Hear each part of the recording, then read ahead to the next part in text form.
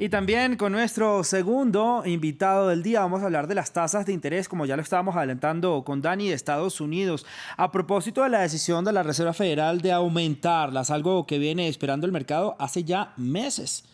¿Y en qué nos impacta más de lo que creemos toda esta subida de las tasas de interés? Es que durante la pandemia la mayoría de los bancos centrales del mundo dejó sus tasas en mínimos como una herramienta para, por supuesto, ayudar a que la gente consumiera más y reactivar así la economía, pero esto disparó entonces los precios al consumidor empeorados ahora con la guerra en Ucrania, también pues la cadena de suministros, mejor dicho, todo un desenlace luego de la pandemia, Dani. Sí, señor.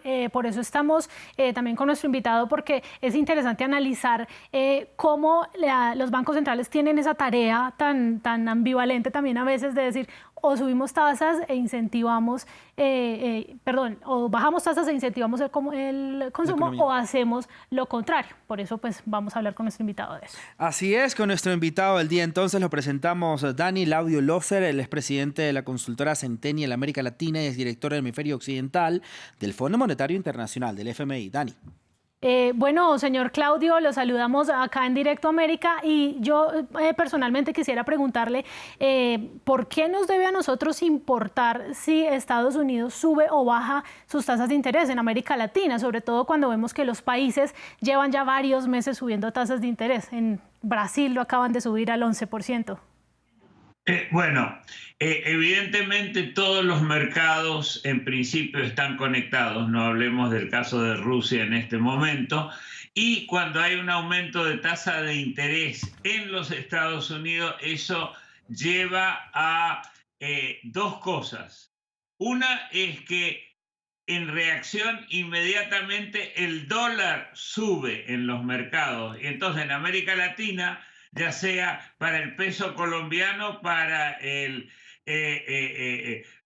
peso argentino, para el peso chileno o lo que sea, el tipo de cambio se deprecia, lo cual tiene un efecto inflacionario, a menos que suban aún más la tasa de interés. Así que tiene un impacto directo en nuestros mercados latinoamericanos. ¿Tuvo algo que ver, Claudio, la guerra en Ucrania con esta decisión o es simplemente ya una decisión que las autoridades estadounidenses, digamos, en este caso, ya tenían prevista? La guerra de Rusia y Ucrania tiene un impacto, yo diría que es un impacto marginal. La tasa de inflación ha ido subiendo y alcanzó, digamos, 7% para febrero. Y eso, por supuesto, es lo que ha llevado a través de los últimos 6 meses a que la Reserva Federal apretara los tornillos, porque no queda más remedio. La idea es que la inflación es peor que aumentar la tasa de interés. Así que esto puede haberlo desacelerado un poquito. Se esperaba que subiera medio punto porcentual y solamente subió 0,25.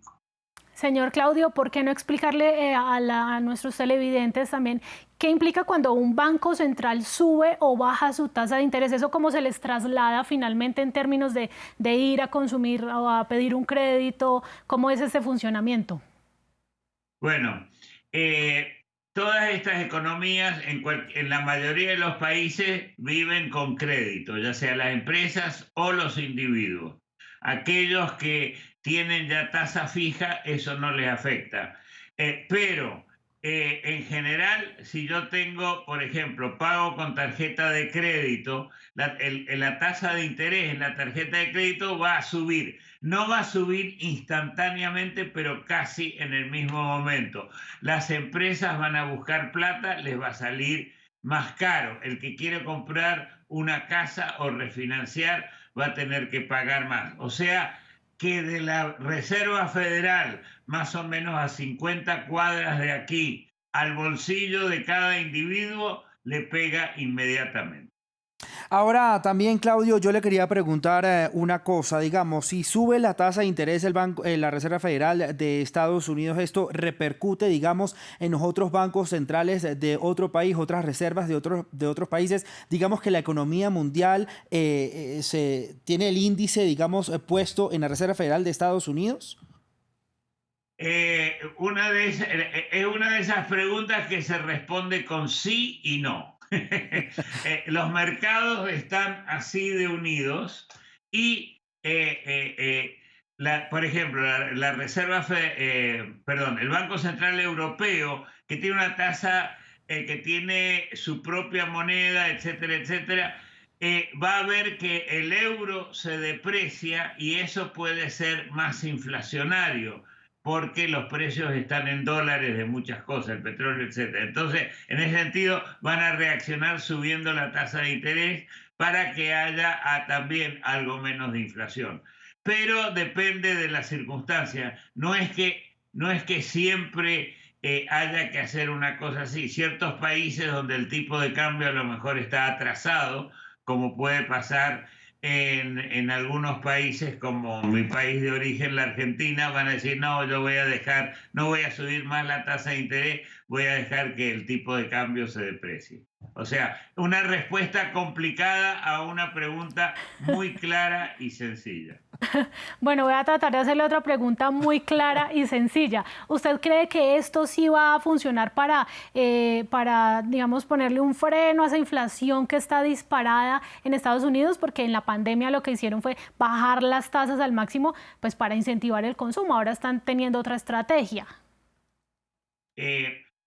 La Reserva Federal tiene como objetivo principal bajar la inflación. Como segundo objetivo, sostener la actividad económica. Lo que pasa es que la actividad económica está prácticamente a pleno empleo acá. Así que eso es una cosa. Y por otro lado, la inflación es un mal mucho peor y yo creo fervientemente de que esta subida en tasa de interés, que van a ser 7 en este año, o sea que va a haber aumentos bastante importantes de tasa de interés, es crucial para que la gente no sufra. Va a sufrir un poco ahora, pero yo diría que hacia fines de año esto va a tener un impacto muy positivo. Digamos ya en el mercado global, entonces, Claudio, ¿a finales de año podemos contar con una menor inflación o es muy difícil también hacer esta predicción, digamos, de alguna manera global y tendríamos que ver país por país, pero tratemos de hacer como algo medio global o por lo menos en nuestra región América Latina? Ciertamente que esto va a tener un impacto positivo en ese sentido.